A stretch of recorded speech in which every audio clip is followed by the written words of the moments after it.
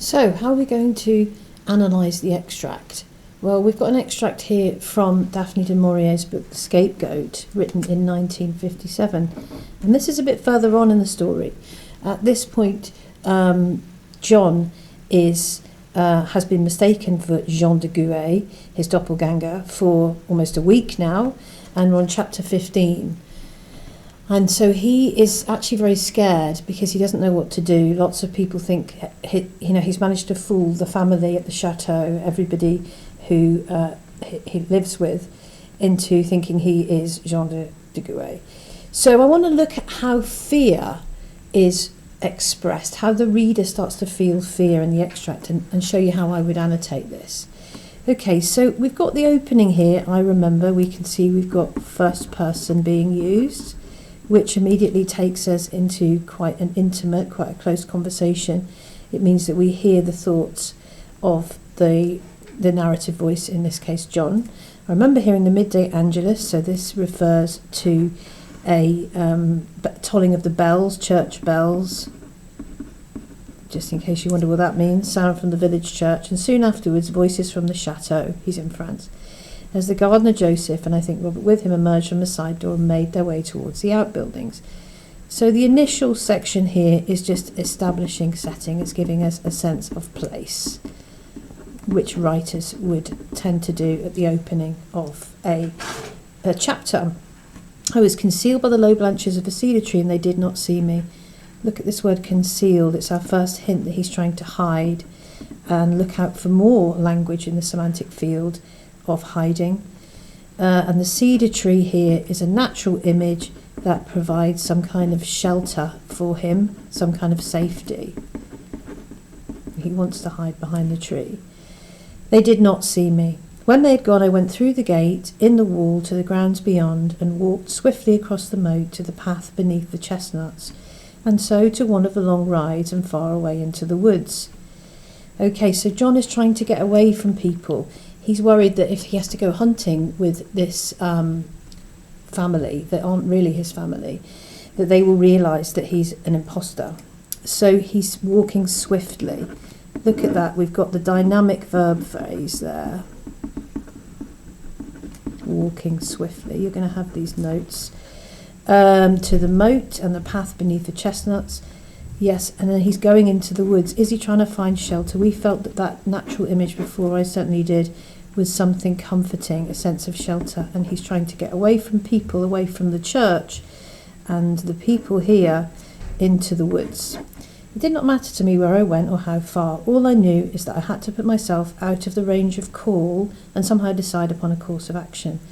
So out of the range matches with concealed, doesn't it? This sense of words to do with hiding and escaping, which is making us perhaps pick up on the sense of fear that John is facing, and as a reader we feel it too. Somehow decide. Look at this adverb somehow. It gives us a sense of indecision. Do you know what I mean by indecision? That something isn't decided, that you don't know what you're going to do. The most obvious was to feign illness, a sudden dizziness, or mysterious pains in my limbs, yet to do so would demand the immediate attention of Dr. Lebrun, who would surely know at once that nothing was wrong.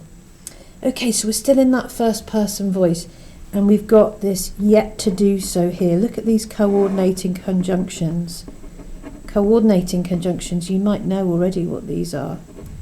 And they are words like if, but, so, and, conjunctions, excuse my writing, that will join together two clauses of equal importance. But here it sort of stalls, it slows the pace, doesn't it? It shows that he's trying to make up his mind. Yeah, he doesn't know where to go, what to do. He's afraid and worried. Okay, the mere pretext of a chill, of some vague malaise and illness, would never serve. The Seigneur of St. Gilles would not take to his bed on the day of the big shooter because of a stomachache. So he's saying here, he knows that the real Jean de Gouet, who's the Seigneur, he's the sort of lord of the area, he's a very wealthy man. He wouldn't go he wouldn't call in sick in a way. He'd never miss the chance to go on this big hunt. So he's trying to act like he thinks Jean de Gouet would. Besides, it was not only tomorrow that made the nightmare. Look at that word nightmare. So we've got this semantic field here, haven't we, of hiding and also fear, things you're afraid of. It was today, another timestamp at 2 o'clock. So we've got quite a few of these timestamps throughout the text. By timestamps, you might know this phrase. This is quite useful. Words like now, then, later, adverbials that tell us when something's happening. With Robert come for orders once again, I wondered if I could make Francoise the excuse, but it was too much out of character. However sick his wife would be, it would not matter to Jean de Gouet. I would, of course, take the car and disappear and make an exit from this masquerade. Don't know what words are jumping out for you there, but I think masquerade adds to the sense of fear as well, because it's that pretense that we've had before, that hiding that we noticed with out of range, concealed. Nothing prevented me from doing so at any hour of the day or night. Now, perhaps, was the moment. Look at these adverbs again. Now, it is repeated, isn't it? We're going to see now repeated quite a few times in this section. Makes it feel urgent, makes it feel immediate. What impact might that have on you as a reader? I had survived up to the present because nothing had really constituted a challenge. We've got nothing again, so we've got these negations, generally indicating a negative turn in the mood of the text. The relationships within the family had not defeated me, or the intimacy without, or the tricks of language, the hazards of unaccustomed routine, the impossibilities of business and finance. I plunged into this unknown world like a reckless walker into a morass, each step taking him deeper, each wild flounder committing him more inescapably.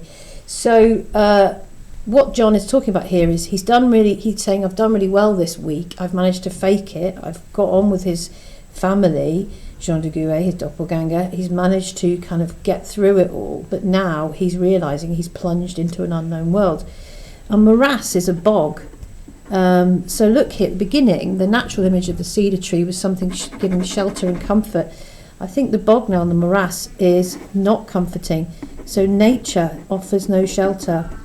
Do you know what I mean by that?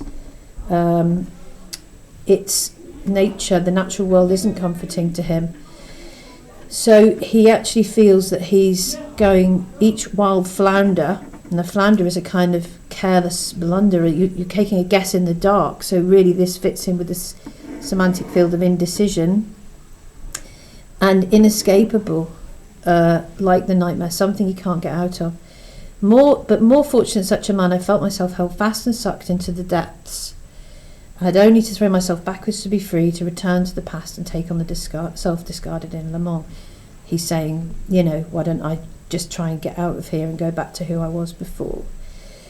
So we've got more to find here in these last two sections in terms of the lexis used, that's the words used, and how it's structured as well, so how things change over time in the text. And I'm going to stop there to let you have a go at annotating those last couple of lines.